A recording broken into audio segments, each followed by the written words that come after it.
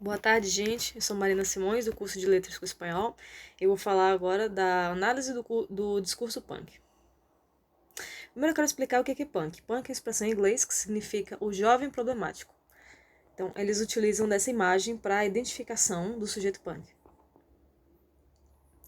E onde é que o punk nasce? Bom, ele nasce no protopunk nos Estados Unidos entre as décadas de 60 e 70, como uma evolução do movimento hippie, e o movimento hippie, por sua vez, nasce como forma de protesto à Guerra do Vietnã, que se estende de 55 a 75.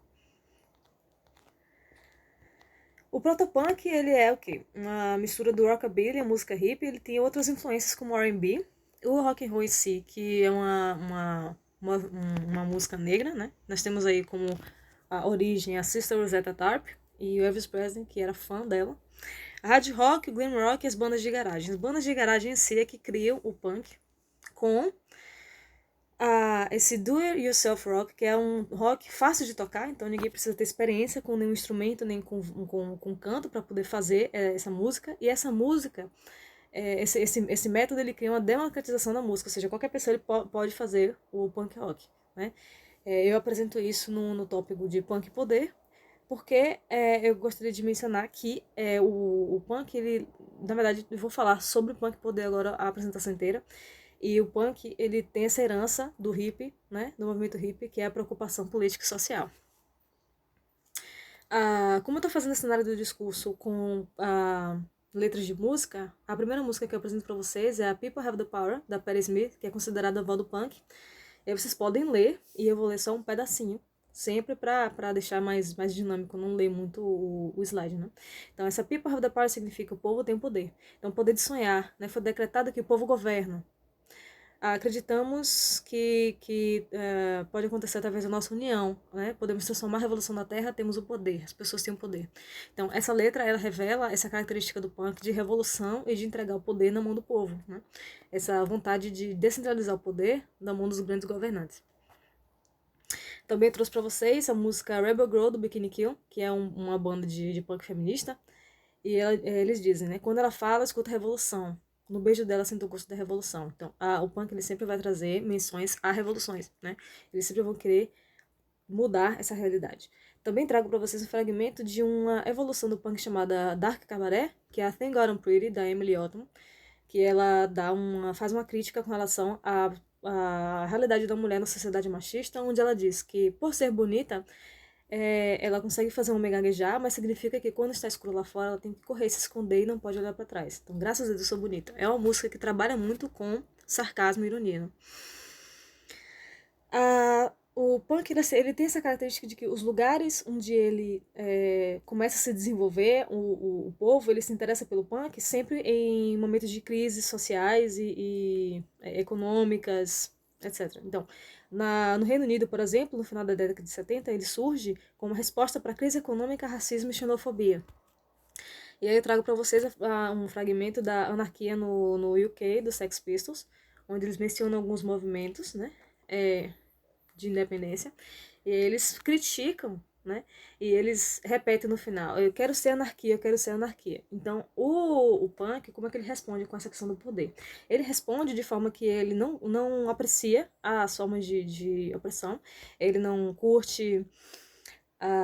Ele não quer, ele não tá nem a favor, porque a gente tem essa espécie de dualidade que a gente acredita que a gente está entre comunismo e capitalismo. Ele não acredita em nenhum dos dois, ele não quer ser explorado pelo capitalismo, nem ser oprimido pelo comunismo. Ele não quer nenhuma das duas coisas, ele acredita na anarquia como solução para esses problemas, né? E ele também não gosta de hierarquias. Então essa é a forma que eles têm de encarar essa questão do poder político. Já o visual punk e a ditadura da beleza, eles lutam contra essa questão mais da ditadura da beleza, desse visual polido, normalzinho, tradicional, fazendo uma mistura entre o visual do rockabilly, que tá ali mostrado, e também com o do glam rock. Então eles se vestem mais ou menos assim, com as roupas coloridas, os cabelos bem spiked, com tatuagens, roupas rasgadas, um visual bem chocante. E com relação a outros aspectos da cultura punk, essa característica de choque visual, de opressão, de contra mesmo na pancada, a gente vê também no Punk Visuality. Se vocês perceberem bem, essa capa do disco do Green, ela tem uma organização e elementos que podem ser considerados bastante agressivos, de certa forma. E eles também utilizam muito a frase foda-se. Trago para vocês um poeminha da Patti Smith, já mencionei antes, que é o poema em 4 partes. A primeira parte, foda-se. A segunda parte, foda-se. A terceira parte, foda-se. A quarta parte, foda-se.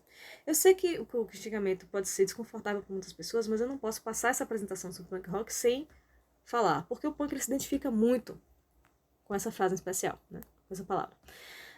Na Austrália, na década de 70, assim como no Reino Unido, o punk surge como resposta a um movimento autoritário, dessa vez em Queensland.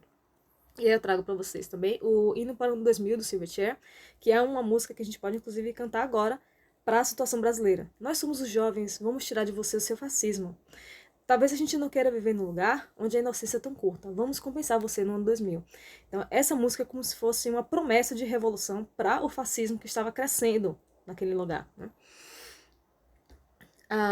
Com relação à legalização do discurso médico, os punks, eles são a favor ou contra? Bem, os punks acreditam que realmente a legalização é uma alternativa viável, mais adequada, do que a criminalização e preconceito contra o uso e distribuição das drogas. Como exemplo, eu trago para vocês o ska punk da Espanha, com a banda Escape, uma música chamada Cannabis, onde eles dizem legalização, baixa de proibição, né? Cannabis de qualidade barato, chega de hipocrisia. Né?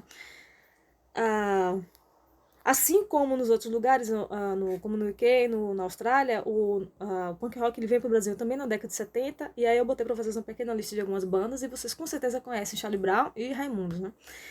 E aqui, deixa eu falar dos Raimundos. Vocês também, muitos de vocês podem conhecer essa música, e recomendo que vocês parem um pouquinho para ouvir de novo, prestando atenção na letra, e aí tem uma frase assim, muito bacana que resume a essência da música. Deixa eu falar, filho da puta. Expressão.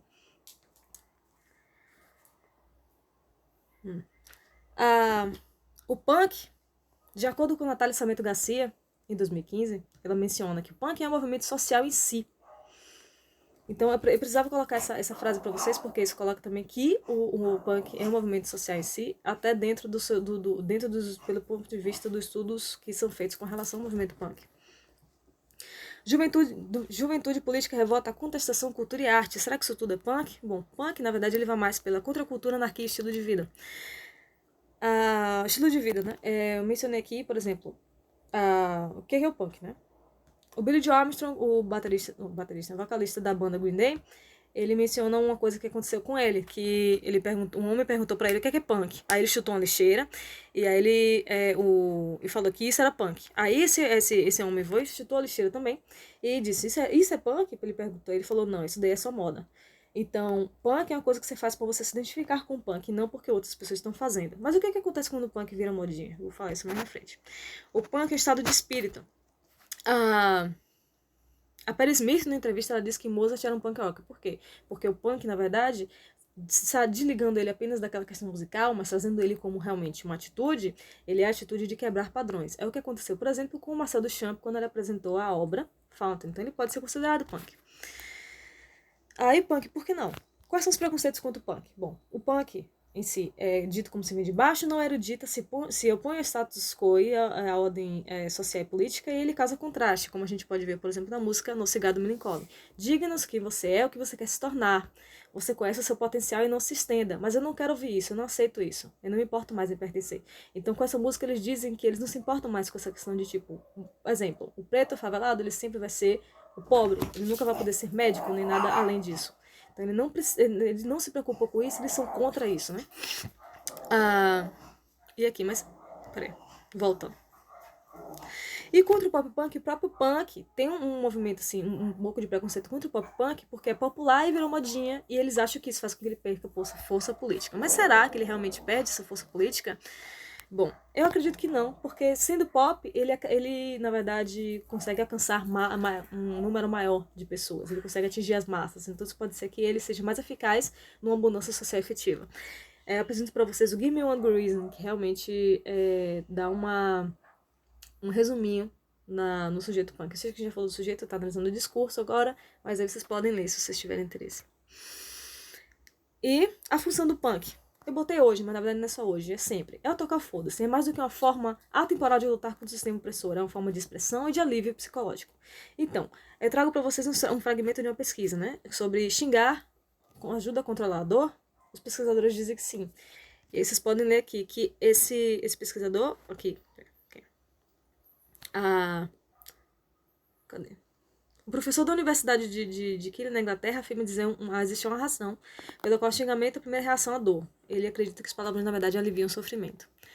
E aí essa outra moça pesquisadora, a cientista Emma Byrne, ela diz que também pessoas em grupo, quando elas xingam, elas se sentem mais, tendem a se sentir mais incluídas e produtivas. E ela também menciona que praguejar nos deixa mais agressivos, no entanto diminui a probabilidade de sermos violentos. Isso acontece muito com o punk. Somos agressivos em várias formas de expressão, mas não somos necessariamente violentos. Aí eu quero trazer pra vocês isso. Entre tantos palavrões e não ligar pra nada, a ética e a moral punk. Bom, o punk xinga, ele quebra, ele chuta, ele destrói, ele grita, ele ofende, mas ele abomina a hipocrisia, ele não mata, não tortura e não subjuga. Então, ele não fere a liberdade do outro para garantir a sua própria. Né? Isso é uma coisa muito bacana no movimento punk. Mas afinal, se o punk se importa com alguma coisa além da liberdade política, bom, para finalizar, gostaria de mostrar para vocês que o punk ainda se importa, por exemplo, com amor.